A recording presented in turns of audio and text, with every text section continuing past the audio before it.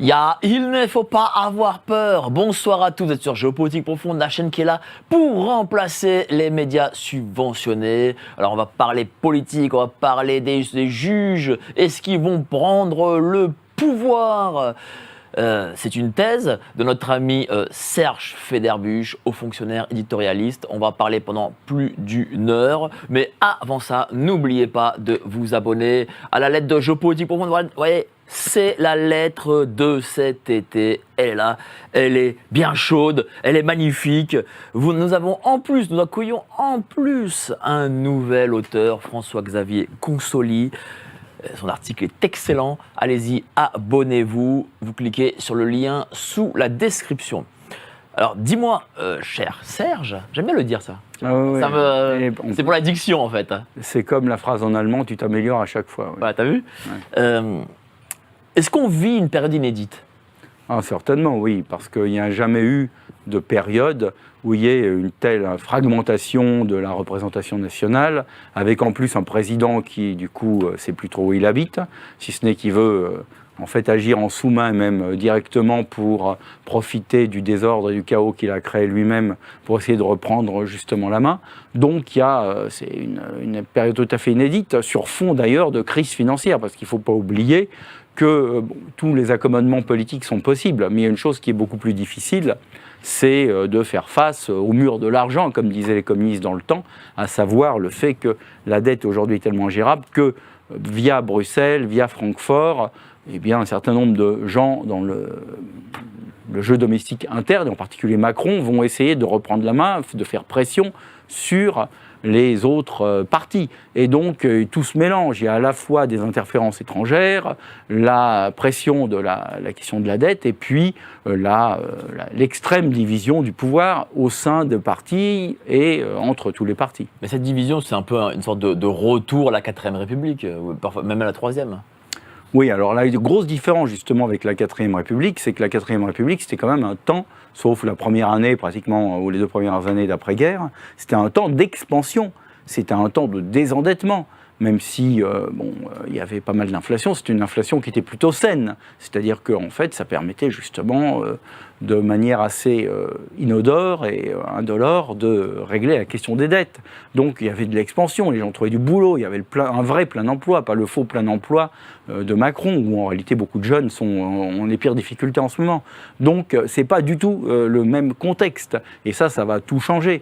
Et en plus, il y avait, je dirais, une culture de une espèce de fluidité politique sous la 4ème République. Tandis que là, il y a les mauvaises habitudes de la 5e, à savoir le culte du chef, par exemple Mélenchon à gauche, qui vont vouloir justement imposer des choses, et puis, malgré tout, la réalité de l'émiettement des partis et de la 4ème. Donc le mélange des deux et les ambitions présidentielles, un des gros problèmes auxquels va se heurter Macron et auxquels va se heurter le système, et là les éditorialistes et les analystes le disent pas suffisamment à mon sens, c'est que aussi bien du côté de Mélenchon que même du côté de Le Pen, il y a la volonté de provoquer le plus vite possible la démission de Macron. Parce que sinon, pour Mélenchon, par exemple, il y a une horloge biologique, une question aussi d'âge. C'est-à-dire qu'il ne peut pas attendre trop longtemps. 2027, c'est quand même très loin pour lui.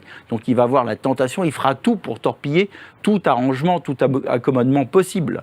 Et donc il empêchera, autant qu'il le pourra, les socialistes ou les écolos d'aller frayer, d'aller pactiser avec les macronistes ou LR pour faire une majorité de circonstances. Ça sera le refus systématique. Ils refuseront de voter le budget, ils refuseront tout ce qui est essentiel pour provoquer la crise politique avec Macron. Donc il n'y a pas d'issue. Il n'y a pas d'issue dans le cadre du système actuel. On est vraiment engagé dans une crise de régime. Mais justement, institutionnellement, le fait qu'il n'y ait pas de majorité absolue, quelles seraient les conséquences ? On ne peut pas voter la loi. Parce que la majorité relative, on peut la voter à la majorité relative avec l'abstention d'un certain nombre de députés, mais sur les textes essentiels, l'abstention est très difficile à vendre, et surtout, en fait, de toute façon, le débat politique va porter essentiellement sur la question de la loi de finances et du budget jusqu'à la fin de l'année, parce qu'on est déjà, aujourd'hui, normalement, si tout se passait correctement, il devrait y avoir une procédure budgétaire bien enclenchée. Le gouvernement aurait dû remettre des documents qui permettent aux députés de d'apprécier la situation budgétaire réelle. Et au mois d'octobre, normalement, tous les documents budgétaires, le projet de loi de finances et toutes les annexes devraient être sur la table. Et là, tel que c'est parti, on a les plus grands doutes sur la possibilité de respecter la loi de finances et les lois de finances pluriannuelles et les engagements vis-à-vis de Bruxelles. Et donc, on est dans une situation d'ores et déjà de crise. Et s'il n'y a pas de budget, et le budget, il sera très difficile à adopter. Ben justement, qu'est-ce qui se passe? Toi qui viens de l'État, Oui. qu'est-ce qui se passe, ce qui n'est jamais arrivé, hein, Non. lorsque le budget n'est pas voté? Voilà. Quelles sont les conséquences? Est-ce qu'en effet, c'est une sorte de blackout comme en Amérique? Voilà. Qu'est-ce qui se passe? Il y a une espèce de flou juridique. Il y a un article de la Constitution, c'est l'article 47 de la Constitution qu'il faudrait que les gens commencent à lire, hein, parce que ça va devenir au centre des débats, et moi je suis content qu'on puisse aborder ça un peu avant les autres. Donc il y a l'article 47 de la Constitution qui prévoit que si le budget n'est pas adopté dans des délais qui sont prévus, suffisamment pour que l'exercice soit enclenché au 1er janvier de l'année justement budgétaire, eh bien le gouvernement peut procéder par ordonnance. Donc, mais encore faut-il qu'il y ait un gouvernement. Encore faut-il que le gouvernement n'ait pas été renversé. C'est-à-dire que le gouvernement, si gouvernement il y a la possibilité de procéder par ordonnance. Et là, c'est un peu flou, parce qu'il y a les ordonnances classiques dans la Constitution, où pendant un certain temps, il y a une loi d'habilitation que le Parlement autorise le gouvernement à prendre, en gros, des lois par décret, mais pendant un temps limité, avec ensuite la nécessité de faire avaliser tout ça par le Parlement. Mais sur l'article 47 et les ordonnances de l'article 47, il y a un grand flou, parce qu'on ne sait pas exactement comment ensuite, si ça rentre dans le cadre juridique justement de la validation après coup, qu'est-ce qui se passe si rien n'est voté? Enfin, il y a un grand flou. On sait simplement qu'il y a cette possibilité de prendre des ordonnances, mais on ne sait pas ce qui se passe s'il n'y a pas de gouvernement, on ne sait pas ce qui se passe ensuite. Ça n'a pas été prévu par la Constitution, non, pas dans le ni détail. par Michel Debré. Il y a des lois organiques qui précisent un certain nombre de choses en particulier, mais toujours à condition qu'il y ait un gouvernement, sur le fait que le gouvernement demande au Parlement, en fait, l'autorisation de prélever les impôts, en gros les impôts de l'année précédente, et puis l'autorisation de payer les crédits, en gros les crédits de l'année précédente, dans les grandes lignes. Mais s'il n'y a pas de gouvernement, on revient toujours à la même chose, on revient toujours au même problème. Et en plus, c'est extrêmement flou. Donc c'est bien pour ça que je posais la question du rôle du Conseil constitutionnel et du Conseil d'État dans cette situation. Justement, tu m'avais appelé et tu m'as donné cette thèse que je trouve excessivement intéressante. C'est la prise de pouvoir des juges sur la politique, en fait. Bon, il faut comprendre qu'un magistrat, les juges sont là pour interpréter les textes. Et justement, si les textes étaient parfaits, si dans le moindre détail tout était prévu par la loi, on n'aurait pas besoin de juges. On saurait, dans telles circonstances, il y aurait des lois énormes, totalitaires pratiquement, et tout serait régi par les lois. Bon, les juges sont là pour appliquer les lois quand le texte n'est pas suffisamment clair ou quand il y a des ajustements, parce que les cas d'espèce ne sont jamais tout à fait les cas d'école. Et donc, qu'est-ce qui va se passer justement dans l'hypothèse où il y a un gouvernement très faible, voire pas de gouvernement du tout, d'accord, pour faire face à la gestion de l'État, au fonctionnement de l'État. Alors, il y a deux.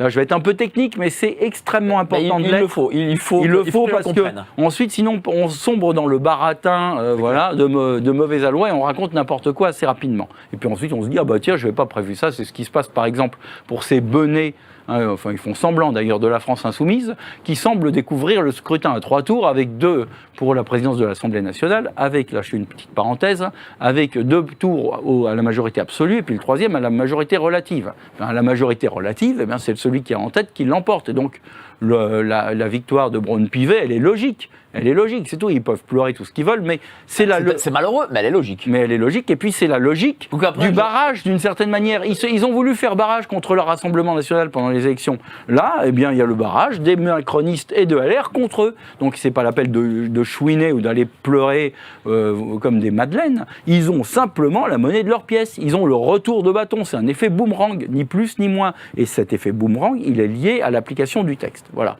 Donc alors, qu'est-ce qui se passe maintenant pour revenir à des choses plus importante que de savoir si c'est Braun-Pivet ou n'importe qui, ou Chassaigne qui préside l'Assemblée nationale, parce que de toute façon, c'est pas le président qui décide, qui fait les lois. Surtout que d'ailleurs ça fait une voix de moins pour le groupe parce qu'il n'a plus le droit de voter. Et donc quand on est à une voix près, parfois c'est un peu emmerdant d'avoir une voix en moins.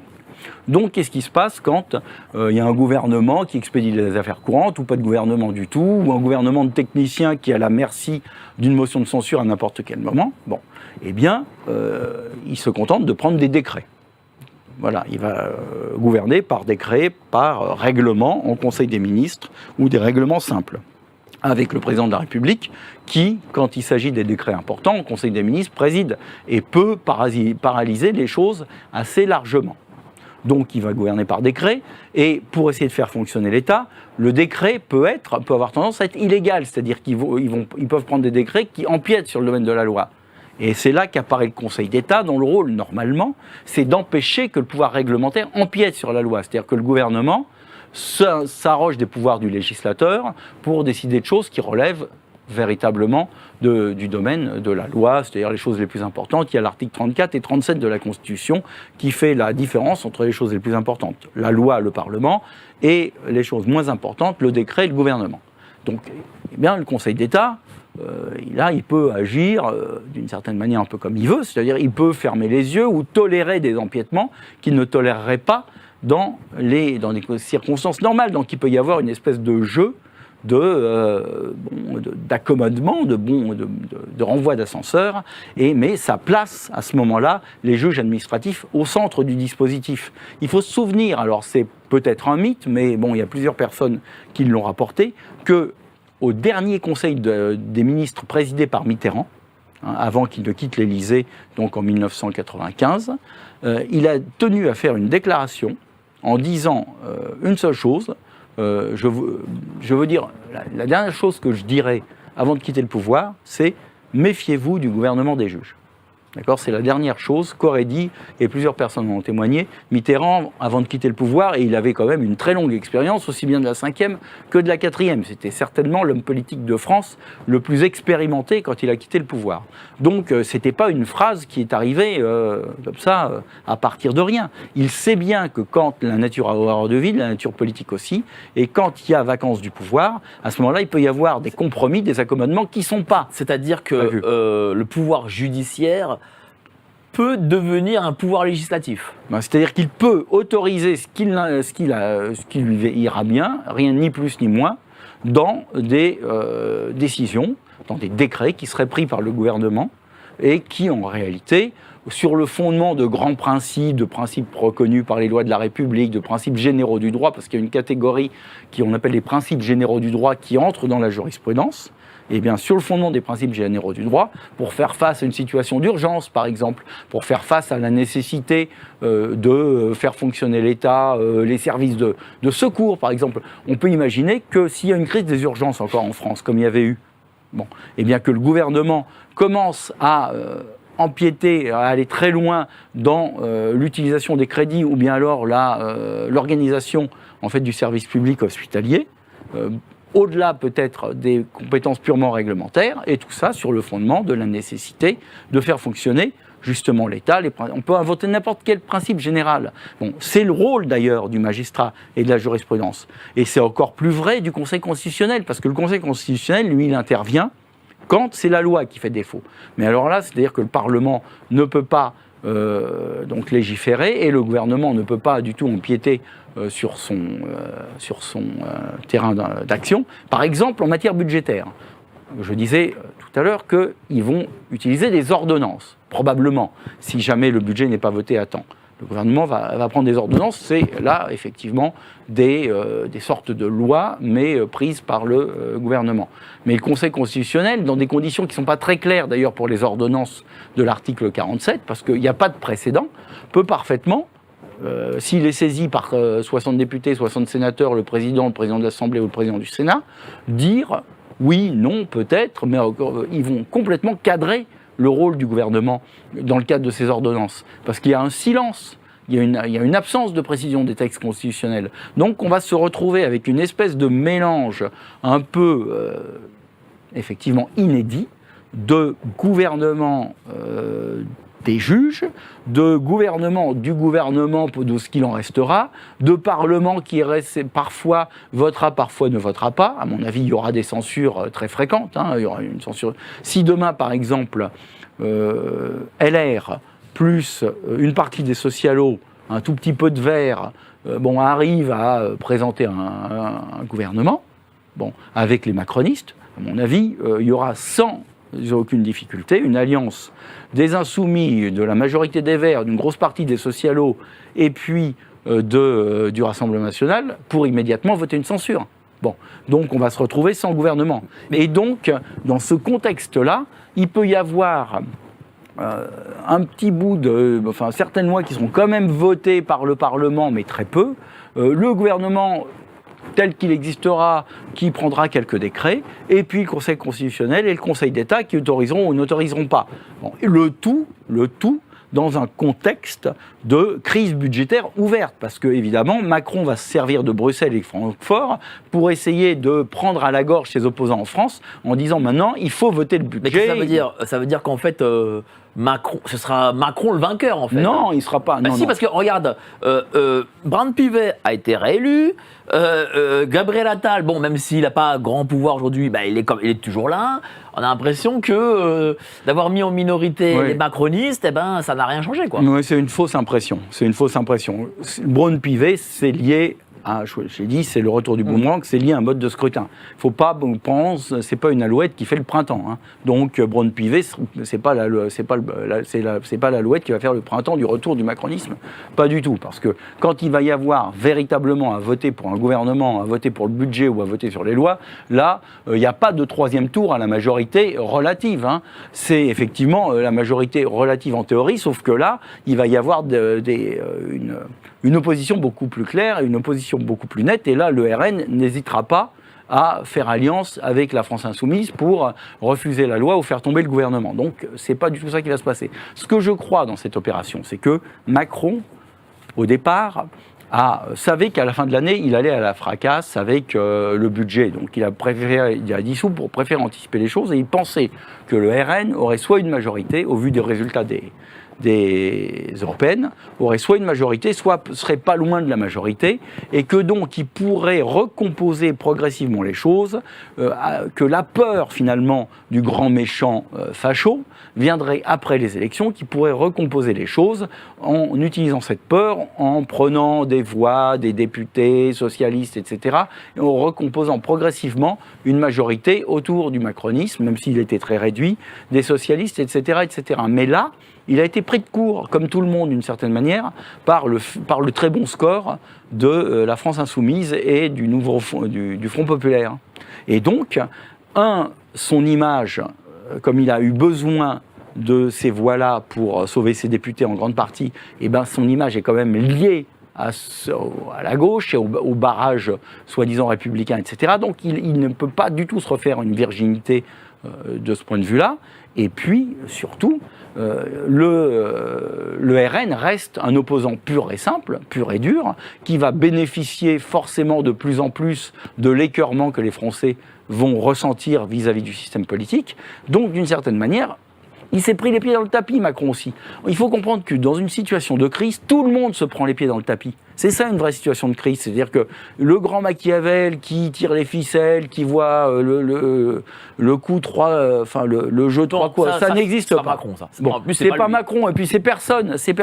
Le plus malin de la bande, très honnêtement, ça m'arrache la bouche de le dire, c'est Mélenchon. Parce que quand même, en 2022, il a réussi à nous éviter une majorité de Macron, de députés macronistes au Parlement, en faisant le tour de force de la NUPES. Là, il a réussi le nouveau tour de force du Front Populaire. Il a réussi quand même à repasser, on lui prédisait 120 députés au total pour le Front Populaire, ils en ont 180, 190. C'est quand même une sacrée victoire. Bon. Mais oui, mais le Front Populaire peut aussi se disloquer. Là, on voit que... mais tout va se disloquer. Le seul groupe qui est vraiment très uni, très stable, droit dans ses bottes, c'est le RN. Les autres, le Front Populaire, déjà, ils ne sont pas tous d'accord entre eux. Chez LFI, il y en a certains qui ont foutu le camp. Les socialos, alors là, n'en parlons pas, hein, il y a toutes sortes de sensibilités. Les écologistes, c'est la même chose. Bon. Donc tout est fragmenté. Tout. Bon. Et ça va être la force du RN, d'ailleurs. C'est-à-dire que c'est les seuls qui vont pouvoir parler de manière véritablement audible, parce qu'il y a un chef, on prend une position, eh bien ça s'applique et personne ne mouffe. Est-ce que ce gouvernement provisoire qui est encore à la tête de l'État, d'ailleurs, est-ce que juridiquement, c'est possible que M.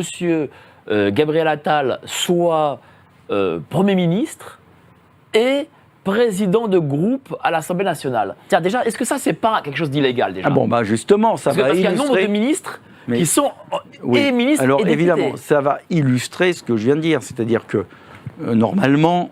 la question, c'est est-ce qu'un gouvernement qui a remis sa démission au président et que quand le président a accepté la démission et que donc le gouvernement est démissionnaire, est-ce que les membres du gouvernement retrouvent la plénitude de leur pouvoir, en gros, d'élus et de députés?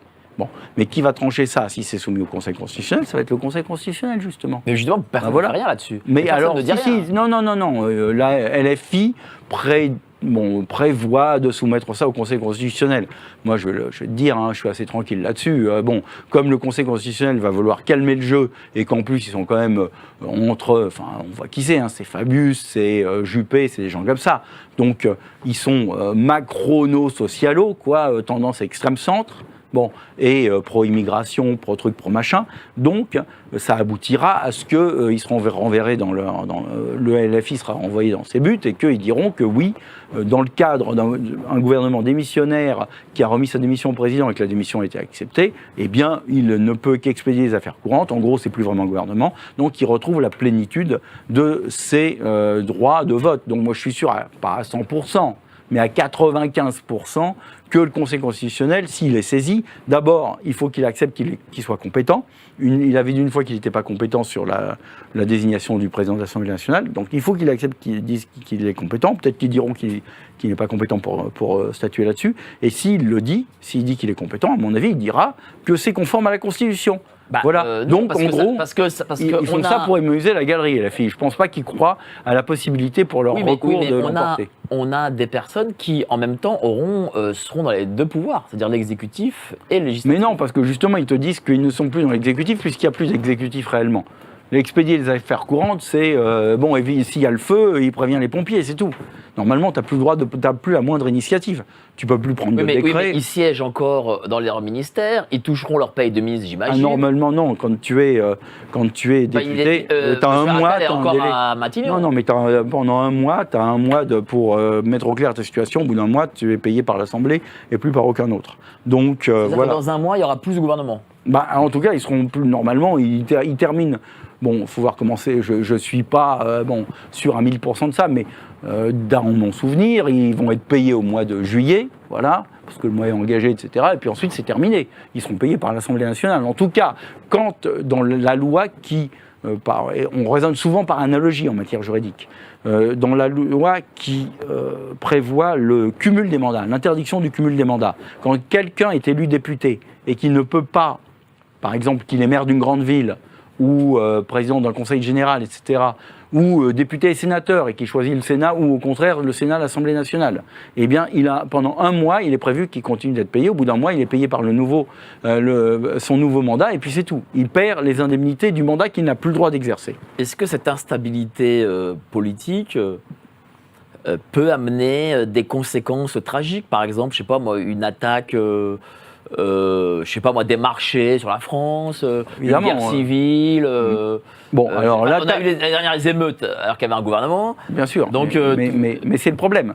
Quand on n'a pas de gouvernement, ou un gouvernement très fragile, ou qu'on n'a pas de majorité, d'accord, et qu'on a une espèce de gloubil-boulga techno-juridictionnel, où finalement un petit peu de juridiction, un petit peu de gouvernement, un petit peu de parlement, dans un climat d'instabilité totale, sur fond de crise financière, gère les choses. Quel est le problème ? Le problème, c'est que cette espèce de situation statique est faible face à des événements imprévus.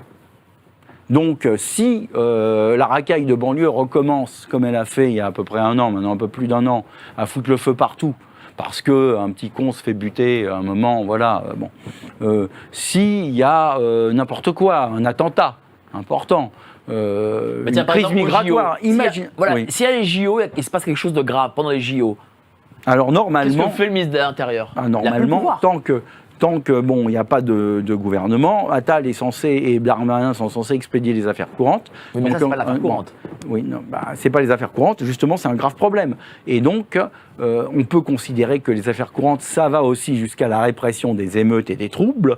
Et si c'est pas bon, à mon avis, ils ordonneront au CRS, etc., d'agir. C'est quasi sûr. Et alors ensuite, il peut y avoir des recours. Et qu'est-ce qui se passe à ce moment-là ? Eh bien, il y a des recours sur l'usage de la force. Ça va devant le Conseil d'État. Sur les atteintes à liberté publique, ça va devant les juges judiciaires avec la Cour de cassation dont on n'a pas parlé, mais qui, in fine, va dire son mot. Et donc, justement, à chaque fois, on a le juge qui va intervenir derrière, parfois en référé, c'est-à-dire que ça va parfois très vite. C'est pas au bout de 3 ans que les décisions sont prises.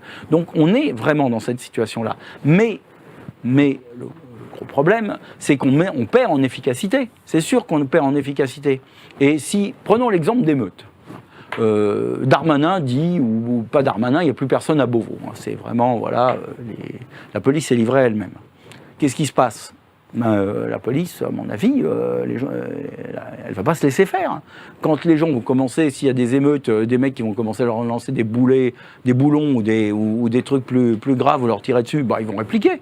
Et il y aura des morts, par dizaines peut-être. Donc, à un moment ou un autre, la nature reprend ses droits, la légitime défense va reprendre ses droits, et puis la police va réagir. Et là, on entre typiquement dans une situation de crise ouverte du pouvoir, de semi-guerre civile et de situation pré-révolutionnaire. Moi, je crois qu'on est entré dans cette situation. Je pense réellement, je l'avais écrit dans un bouquin, on en avait parlé il y a 10 ans, qu'on est entré dans une situation pré-révolutionnaire et que ça va s'accélérer avec la dimension ordre public, la dimension financière. Quand on voit comment les pouvoirs s'effondrent en France depuis 2 siècles, en gros, depuis 1789, et on peut remonter parfois plus loin, on verrait que ça s'est déjà passé même sous la monarchie. Eh bien, il y a quand même 2 facteurs principaux. Il y a le facteur financier, quand ils n'arrivent plus à payer, il n'y a plus d'argent dans les caisses, puis il y a le facteur ordre public, quand ils n'arrivent plus à réprimer les émeutes, ou quand ils n'osent plus les réprimer. En 1830, d'accord, ou en 1848, le pouvoir s'est effondré. Pourquoi ? Parce que la royauté, la Restauration, ou la monarchie de Juillet n'ont pas osé. Ils savaient que, ils auraient pu envoyer Bugeaud tirer sur la foule, etc. Ils ne l'ont pas fait. Le roi ne l'a pas fait parce que, d'abord, il n'était pas sanguinaire, il aimait quand même son peuple, et puis deuxièmement, il a surtout anticipé le retour de Macron. Oui, mais quand on fait ça, si on fait tirer sur la foule, ensuite, Macron a fait tirer au LBD sur les gilets jaunes. Il peut faire tirer au LBD, mais pas armes réelles. Et puis, il y a eu des éborgnés, ça a été dur.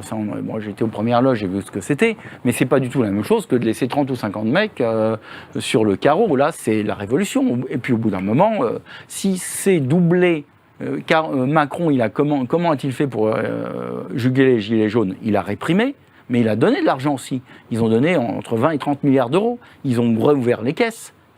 Là, il n'y aura plus de caisses à ouvrir. Si la répression se fait au moment où, en plus, l'État ne peut plus payer les fonctionnaires, les pensionnés ou les allocs dans les banlieues, ça ne va plus du tout être la même musique. Il y aura des gens qui s'en foutront. Parce que les révolutions, elles sont faites par des desperados. Des gens qui, au bout d'un moment, ils s'en moquent. Oui, c'est vrai qu'ils peuvent prendre une balle dans la peau, ils s'en moquent, ils montent sur la barricade et ils y vont.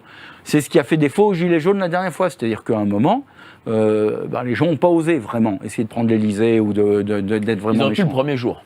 Parce qu'ils y sont arrivés, ils étaient à 20 mètres, c'était place voilà. Mais, ensuite, le pouvoir s'est restructuré. Mais il y avait quand même, je l'ai vécu moi-même directement, il y avait quand même, au bout d'un moment, la crainte, la peur, qui est d'ailleurs légitime. C'est normal qu'on ait peur, les gens n'ont pas envie de se faire trouer la peau.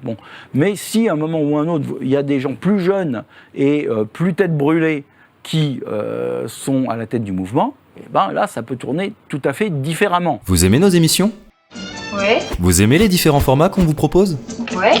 Tant mieux, car vous allez adorer notre revue mensuelle. Et pourquoi ? Car on a recruté les meilleurs experts pour vous offrir des analyses sans tabou sur les sujets clés de notre société. Économie, politique, criminalité d'État, technosciences, mondialisme. Et on vous livre bien sûr toutes nos solutions financières pour préparer votre avenir. Oh, l'avenir, c'est ce qu'on a inventé de mieux pour gâcher le présent. Cliquez sous la vidéo pour recevoir votre revue dans votre boîte aux lettres et avoir accès aux meilleures informations qu'on ne peut pas dire sur YouTube.